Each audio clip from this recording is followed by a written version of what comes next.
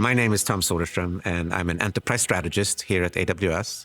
And we're thrilled to have Manjula here to talk about practical advice for leaders. And of course, we're both in space, so we'll probably gravitate towards out in space. But we're going to have an interesting discussion. So would you tell us a little bit about yourself and Iridium?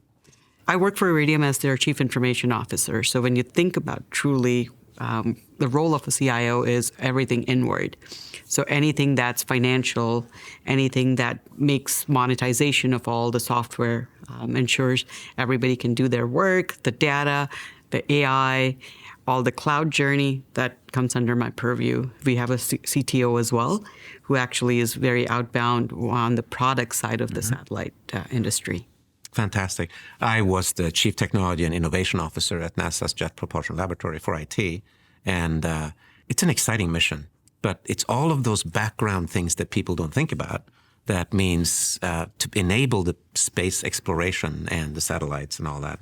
How do you deal with getting people to be socially conscious, yet innovative, and help Iridium in its business? So I'll start with a very fundamental philosophy of mine is without mistakes, there are no innovations. So you have to allow for people to make mistakes for innovations to take place. And if I was to go back and pull something from my, purse or backpack or of mistakes, there's several that I have made. Oh, yes. Me too. And if I sit down here, I don't think we have enough time to go through those, right? As everything. I was walking by today and I saw this quote, which was very interesting. And I think I have lived by it unknowingly, is without mistakes, there is no positive outcome. So a very nice quote. And I think we need to continue to take that going forward. So for me, innovation comes from mistakes, giving people the opportunity to think outside the box. And the moment people stop making mistakes, innovation's not happening. Absolutely. And how do you show your vulnerability? For instance, I would start with my mistakes, and I have plenty to pick from. But that made it okay for other people to make mistakes. How do you deal with that?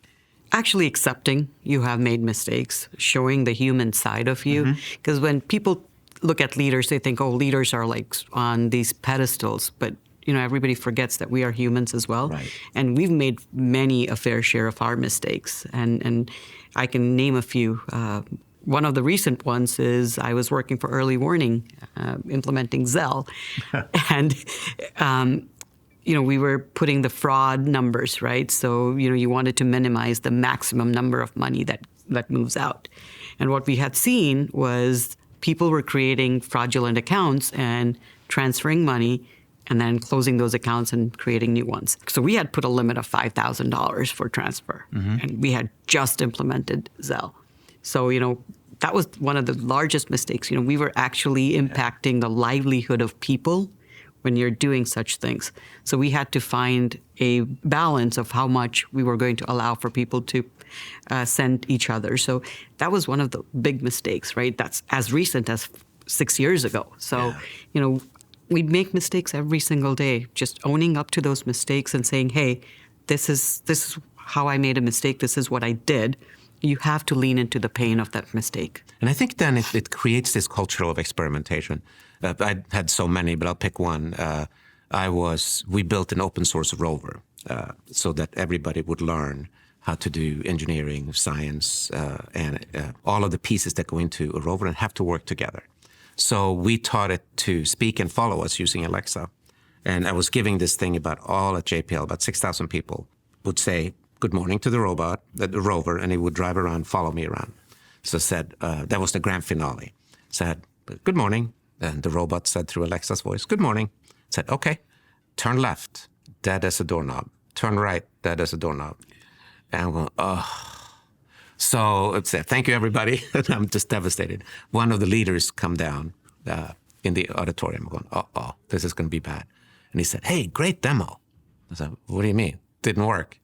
Yeah, it worked for about a second, and you dare to try. Dare mighty things. And I think that just shows the other leaders, the future leaders, that it's okay. Just experiment. I think that's what drives people to be able to see that you can make mistakes and still be successful. Now, one thing that we learned the hard way was that we did a lot of experimentations and prototypes. And in the beginning, I didn't have cybersecurity involved. That was a bad mistake. After that, cybersecurity was always involved, and it just sailed through if it was successful, and we didn't leak any data. How do you deal with that, with doing something as big as space and satellites? It's a very, very big question and an important one for us to answer. Space has become very popular now. In the last 18 months, if you think about it, it's in everybody's mind with everything you do. Us being a telco in space, it was very obscure for the longest time, right? It was not known, so you had security through obscurity. But it's changed now with the last 18 months of all the innovation that's happened in space and all the different companies coming and playing. It's become very critical. So I can't say, you know what, people don't know about us. That's okay, we're secure.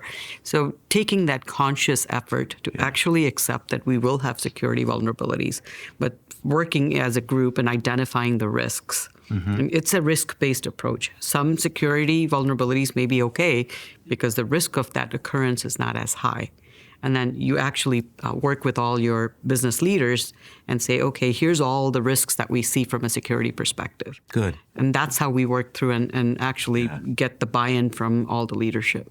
And I found, as far as leadership, I found that we had to form that bond, personal bond, because in the beginning, the chief security officer and I butted heads. Mm-hmm. And I would say, good morning, Wes. Remember, your job is to protect by enabling. And he would say, good morning, your job is to not bring crazy S**T in. And so we became frenemies, but it really made this friendly culture of collaboration. How do you interact with your chief security officer? So, I have responsibility for the security today at Iridium. Oh, so it's under you. It's under me. Oh, so you have to fight with yourself. I fight with myself all the time, but I think it helps because if you truly think about it, I have a chief technology officer that's separate. So chief information officer, it's okay to lead the security aspects of it because the product security is in the hands of the technology officer. So I'm always fighting with that group of people, but it is really good to see the enablement of the security team. So we've taken that approach. We're supposed to enable without friction. So we call it frictionless governance. Good. So we've been providing that type of features for our organization, and we continue to implement a lot of segregation of environments where our crown jewels reside and who can access it. So we're very careful about all of that. So as a very impressive leader, I know you have a fantastic track record. Space is growing leaps and bounds. The new space economy it's 5% cost for each of the components compared to what it cost 15 years ago. Mm-hmm. And so private industry is funding more than government very shortly. So there's a huge competition for that talent. So how do you bring in the talent? How do you train them? And how do you recruit them? How do you retain them, or how do you retrain them if you need to? So let me talk about recruiting. Yeah. So we have a program called the Orbit program. So what that is fresh graduates from college who are interested in our space industry, and they get 6 months experience in all the different departments. So they get to work with all the various departments that we choose who are in that program, and they go in. So some of them will go into our network operating center, or they'll work with the ground space stations, or they'll work with the product teams, and they get the experience of working there. And then at the end of these 18 months, they get to decide which group they find affinity towards, and we provide that kind of leadership from there. Excellent. We have a very strong internship program as well at Iridium. Last year, we had about 49 interns who came to Iridium, and the top people, we try to hire them and keep them on record. And I think space itself is so innovative, right? We are giving a lot of inward movement, so people can move from department to department, while we have strong educational programs. We support a lot of thought leadership, and we have rising stars in our organization that we continue to foster and work with. So those are all the programs how we recruit and keep our existing talent. I also believe giving that innovation environment and giving that environment of think outside the box is what keeps people, right? If I did not exercise my brain every day, I don't think I'll be bored. Yeah. So I think that's the engineering mindset, and I think that's where everybody is. So giving that opportunity for them to think outside. Fantastic. One of the things we did at JPL that was successful was to bring the interns in, and we hired the best of them, and they hired interns. So we rejuvenated the organization. But we needed to have projects for them to come in and work on right away. How do you deal with that? So they don't go for training forever and not do anything? A very good question. So one of the best parts about Iridium is the tenure of our people. Okay. Like we've got people who've been with Iridium 25, 30 years, and so much knowledge exists, right? And one of the worst things is we've got the tenure, right? And some of them are going to be retiring. We had the same issue, yeah. And we also grew very organically. A lot of manual processes existed. So bringing in the interns who understand the process and now are taking the charge of automation, they come up with brightest innovative ideas through that. It's fun. And so you have this disparate age, so that promotes diversity of thought? Absolutely. Or do you actively promote diversity of thought? We actually do. So we have a program that I was in the first cohort class, which is called Uplinks.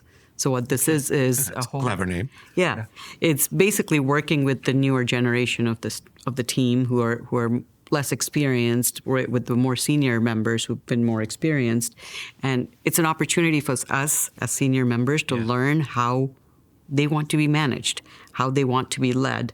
And it's an opportunity for them to learn from our experience. So it's one-on-one. We sit down and we pick up topics and we discuss. We pick up a book and we read together.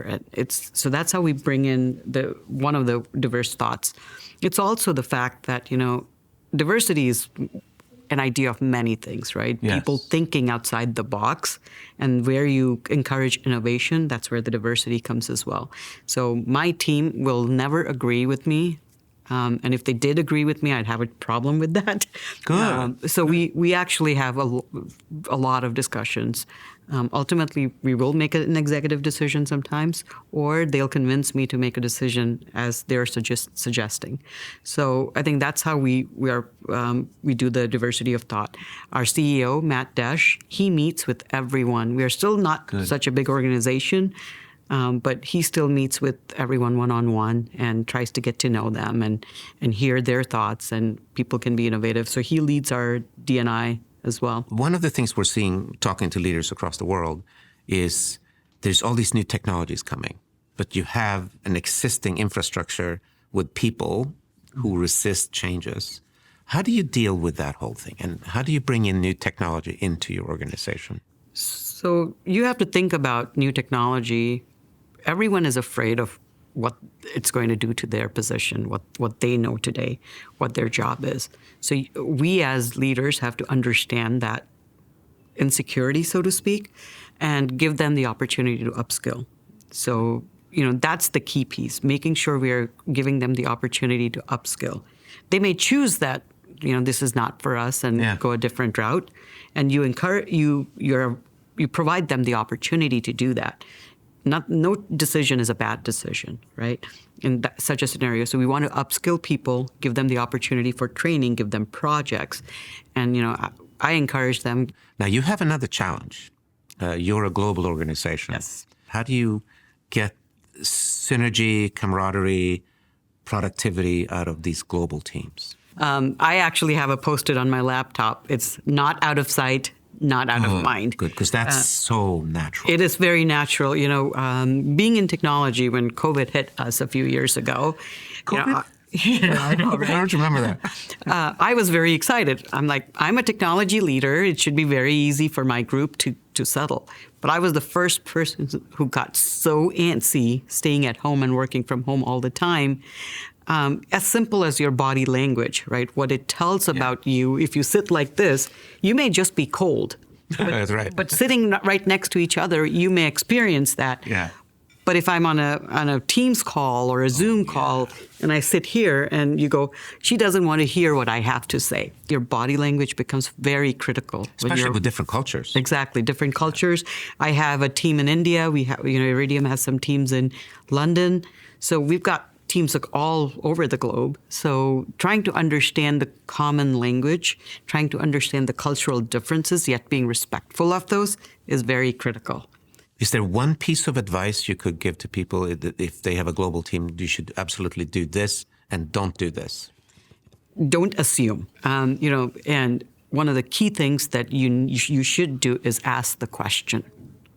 Good. If you're thinking about something, you should ask the question. Now, a very simple example is we were looking at a solution, and I made an assumption that that person probably understands this. Yeah.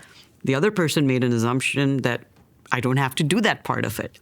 Neither of us asked the question. Yeah. And it was actually a very simple thing. We were trying to do a report.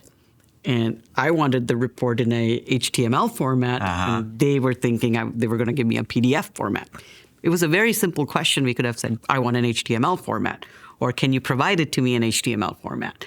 So I think that's one piece of advice I would give. The other piece of advice is assume the question to be just the question. An example is, you come and tell me, hey, this is how I'm doing something. I could say, why did you do this? Yeah. Or why did you do it this way, right? You could assume that I'm questioning your judgment of trying to solve a problem, but I'm just asking you the question, why did you do it this way? So if we just put it to that question, I think a lot of the global differences go away. Yeah. And assume no ill intent. Exactly. Now, when we talk about technology and space, so what are, and of course, sustainability, our burning planet. So can you talk a little bit about the technologies that you see coming and how they can be sustainable and still maintain the business of satellites? Let me talk about how Iridium does sustainability first, and then I want to talk about the technology and sustainability. So Iridium works with National Geographic and Smithsonian. We do about detecting poaching and protecting the animals through the Iridium devices. Good. So they're trackers. And we also work with, something called Rebel Rally, which is basically a whole bunch of women driving, women in STEM most of the time, 2,700 miles. Whoa. This is a not-for-profit without a GPS. So they're using a map with Iridium devices to connect. So if their car gets stuck in a dune or somebody needs to pull them out, the trackers are locating them and they come and rescue them. So that's how we are helping from a sustainability perspective, trying to show people that you don't need the electronic GPSs and all of that. You could do this. From a technology perspective, I think the big thing that's going to be in the next 6 months, 18 months, however long the technology life cycle is today, is AI, generative AI. Every booth you go to or every department, every conference you go to, that's the talk of the town. Cybersecurity and generative AI. How do I secure my systems through generative AI? And responsible generative AI program. Exactly. Customer care, through generative AI. So I think that is one of the biggest technologies. It's like, when we first were talking about big data or blockchain technology, that's what we are doing with AI right now. So one of the things that we talk about is generative AI. I talked to 80 executives over the past 6 months, one-on-one. Hello, my name is Tom Soderstrom. Oh, yeah. What do you know about generative AI? Everybody wants to know. Yeah. So one of the things we've discovered is to have a good generative AI, you need to have a good strategy, good practical data strategy. Yep. Where are you on that journey? We are actually in the elementary stages of our data journey. If you think about it, there is so much data that we have. If you can put it in silos. I've got telemetry data that talks about what's happening with the satellites. Yeah. I've got, the billing data, which is telling me how my customer is using the information. And then I have other types of data that will tell me how to react if something's happening to my satellite.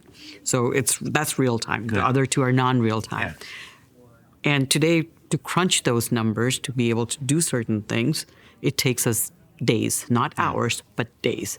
So to be able to put that and centralize, so that's the journey we are on today, to centralize the data and modernize it. and take that into the next leap of being able to build AI models around it to be able to provide the answer. So you can make decisions based on the responses from the data. So you could be more a interactive data session. Good. Let me throw you a curveball. Okay. One thing that I think is underhyped is Internet of Things. Because Internet of Things is going to become Internet of medical things, Internet of space things. So if you can put AI on the satellite, now all of a sudden you can have IoT and AI together treat the satellite as one unit, as if they're on the ground. What do you think about that? When I talk about the telemetry data or the decision process, which is the real-time data crunching, that is what you're using the data from a satellite perspective and being able to action it. But I think we keep talking about generative AI, and all of that. I think we should focus more on AI and work through that aspect of it and make sure that people know how to train the models and build the models, and then we can use that towards the generative AI. Yeah. So what advice would you give to these future leaders, current leaders and future leaders, of what are some of the key learnings that you think, and then the future leaders who will, actually the ones who will become our future leaders, how do they do that? The one advice I will be sharing with everyone, I think it's an advice that I can share with myself every day, is, don't be afraid to make mistakes and don't be afraid to own up to those mistakes. And the future leaders is always be in the constant path of learning. Because today, when I sit down with some of my fresh entrants into the workforce, and I do a roundtable with them or any conversations in the kitchen or any of that, I learned so much from just the enthusiasm that they bring. And I think what we as future leaders and as we continue to evolve have to learn is that never be closed-minded about learning, because you're going to learn every single day. You don't know where that's coming from. So to wrap up, what is your favorite leadership principle? My leadership principle is, there is several, right? They say servant leadership, and I think those are all cliched words. I will say my job as a leader is to empower my team and get out of the way for them to go forward and make the decisions and make it better. And if there is impediments, take those impediments and provide air cover. Good. No, I love it. For me, I love the concept of the one-way doors and the two-way doors. You know that one? Yes. So where a one-way door, the CEO has to make, because it's hard to come back. Two-way door, you can just come back and try things. That's the experiment. And most things are two-way doors, so push those decisions out. Well, thank you, Manjula. This was fantastic. I learned a lot from you. Really appreciate you coming here and spending the time with us and about future leadership. And thank you, Tom, for having me. It's been fantastic just getting to know you and having this conversation with you. Thank you. Thank you.